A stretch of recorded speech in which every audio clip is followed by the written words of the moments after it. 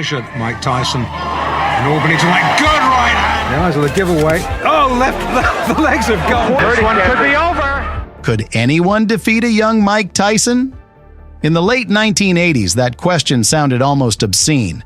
Experts and fans searched through the past for answers. Rocky Marciano, Gene Tunney, Jack Dempsey, not because they believed there was one, but because in the present there were simply no candidates.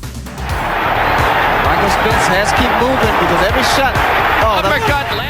After the knockout of Michael Spinks, Tyson was seen as untouchable.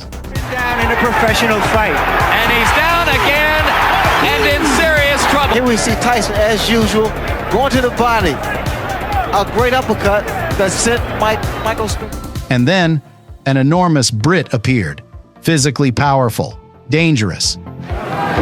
Heaven knows the heavyweight and Stevenson folding up on them. Yet, at first glance, completely unfit to play the role of a myth breaker.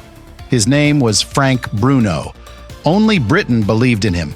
And, as it would turn out, fate itself. Frank Bruno came to boxing late. Not for glory, not for legacy, but for money. Nature was generous to him. Huge hands, a massive torso, crushing power. He rushed through the amateurs. 21 fights, 20 wins, most by knockout. As a professional, Bruno fought the same way. He saw no reason to drag fights out. 10 to 12 minutes, and the opponent was supposed to disappear. And Scott already covering up and going down. Seems to have sickened just over 16 stone. Oh, there we are. And Nielsen, a big man, but crouching over and taken with a right hand. But whenever opponents survived, problems began. Those massive muscles demanded oxygen.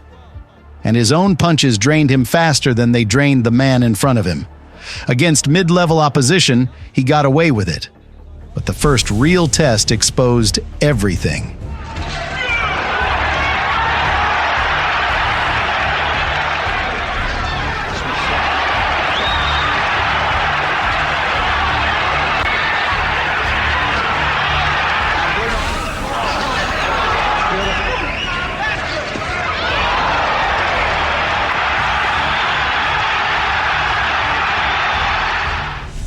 James Bone Crusher Smith didn't trade. He simply dragged Bruno into the 10th round.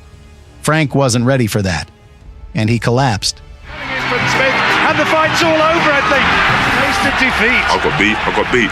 You know, a lot of people might be laughing out there. I'm glad he got. Don't think so. I think I'm glad he got his, you know what I mean, backside kick. But you know, I'll be back, Harry. The loss was a cold shower. Bruno drew conclusions, worked on his conditioning, learned to manage his energy, stopped charging forward without a plan. That was the moment he began to mature. That was a good left hook, and it's taken everything out of James. European champion, a knockout of Gary Coetzee, a WBA title shot. Only one punch away from a crack. And the world title, the right spot. He's got him again. But in July 1986, Tim Witherspoon stopped him in the 11th round. On the top of the head, the left hook. He's starting to go to pieces in the corner, and he's breaking up a bit now, and he's hitting him on. He's down. He's got to get him up. Tim didn't look great. Frank looked worse. The defeat sent the Brit to the bottom of the heavyweight rankings. It felt like the end. But in 1987, Bruno returned. And this time, he was different. Calmer, sharper, colder. And it's become a pop. A win over Joe Bugner made him the #1 contender for both the WBC and WBA. Look at his opponents on the last way. Yeah, and he's go down, Bugner. At that point, he didn't even put the knees up. The towel has come in from him. And earned him a shot at Tyson. Well, not a hostile person, basically, but he's into trouble, yeah. And this is where things turn strange. While Bruno trained, Tyson's camp was falling apart. The fight was postponed 3 times. A street fight with Mitch Green, broken hand, a car crash, concussion, a divorce, $125 million. Kevin Rooney fired, scandals, pressure. Don King's trying to make Mike Tyson out to be Superman, but I got kryptonite to beat him. Thank you very much. Finally, February 25th, 1989, Las Vegas. Bruno's odds, 7.5 to 1. But this was not the best version of Tyson. Tyson had no intention of dragging things out. He fought straight ahead, brutal, without finesse. 15 seconds in, knockdown, nothing new. And Tyson starts with a fury and Bruno tries to punch back. Bruno down after a right hand. It is scored as a knockdown. So we've had a knockdown in the first 20 seconds of the bout. From Bruno. Let's take a look at the knockdown. Bruno survived, sometimes dirty, even lost a point. Pass, brother. Go inside. Bruno's trying to make him respect him. A lot of rabbit shots thrown.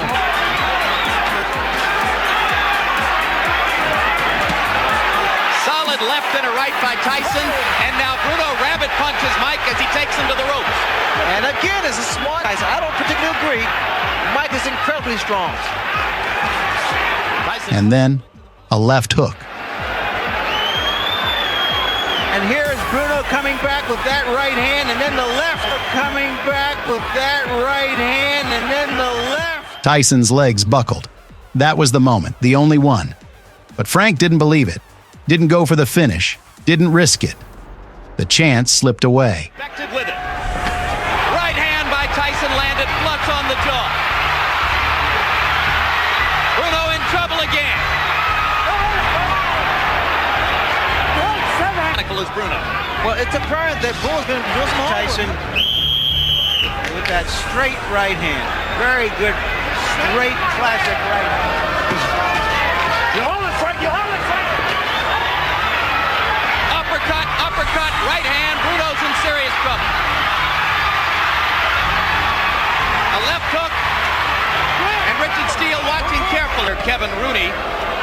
We should now report that Rooney has left that camera position and gone back to the... In the fifth round, Tyson trapped him on the ropes. Richard Steele stepped in. Guts keeping Bruno up at this moment. There's blood trickling from his nose and his mouth. Tyson really doing damage with it. It's like an open invitation. Solid left hook inside. And an uppercut with the right. And Bruno is wobbled again. Bruno will try to hold. Oh, it's just a matter of time. This is vicious punishment. That's not shot. That's that Bolo shot. And beautiful Richard shot. Steele has seen enough. As Terry Lawless throws in the towel simultaneously, ultimately decided he had seen enough. And at this moment, Terry Lawless, the manager of Frank Bruno, was running along the ring apron with a towel in hand, asking Steele to stop it. I felt very terrible, you know what I mean? Because I really trained for it, really put my mind into it, body, heart and soul, dedicated myself for nearly a year. I felt very disappointed, very gutted. Bruno took 2 years off. Keep in mind that Carl Williams looked pretty loose and relaxed. Douglas accurate with the jab. Tyson seems to be wobbled. Mike is not throwing back. Buster Douglas. Tyson lost his title to Buster Douglas. To try to get in the shot that will finish things in. Oh, the uppercut. What an uppercut by Douglas, and down goes Tyson. And his freedom. The situation that occurred was totally ridiculous, and I didn't hurt anyone or do anything to anyone. Something happened, so I'm confused. I'm just lost from the whole issue that happened today. In 1991, Frank returned. He won, looked good against Lennox Lewis, but was stopped.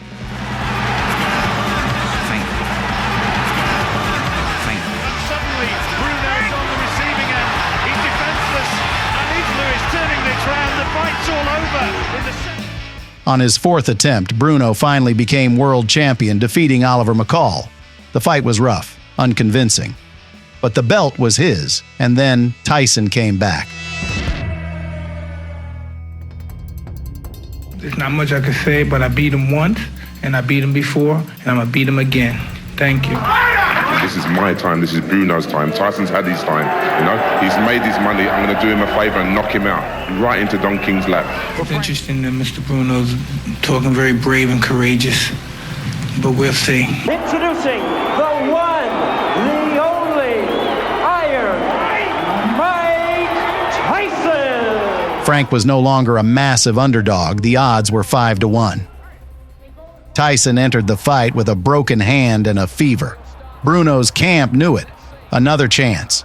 And again, fear. Tyson trying to let go with the right hand. He shoots a glove to the right. Big right hand. Tyson. That's staggered Bruno. Good body shot from him. He's outweighing Tyson by 2 stones nearly, but that was a big one. Let's work, says referee Mills Lane. Again, Bruno looks for that right uppercut. He's trying to catch Tyson coming in, and he's landing with some decent punches inside. Holding again behind the head, Bruno, and hitting. Frank fought bravely, but he didn't want to win. But he held on, and he gets Tyson with a big right hand, then a left hook from Tyson. What a opening round this is. This isn't going to last long if it goes on like this. That's the punch that could have done the damage. The big overhand right hand. You see Bruno's leg. No knockdowns, but Bruno landed with an uppercut there. In the third round, Tyson landed 13 unanswered punches. Mills Lane stopped the fight. again, Bruno momentarily turns up on the court by 3-4-5 punch combination. Right uppercut starting in. Bruno's in desperate trouble. It's going to be stopped. It's over. Bruno's lost his title. And Iron Mike is champion all over again. 6 years after losing his title to Buster Douglas. Now watch the March 16th, 1996, exactly 7 years after their first meeting. After the fight, Bruno wanted a third chance. Doctors said no. A damaged cheekbone, risk of losing his vision, career over. For 2 fights with Tyson, he earned $10 million. Twice, fate smiled on Bruno. Twice, Tyson was far from his best. Tyson could be beaten. Douglas proved it. Holyfield proved it. Right after Tyson fought Bruno. So why couldn't Frank do it? He answered that question himself. He simply was afraid.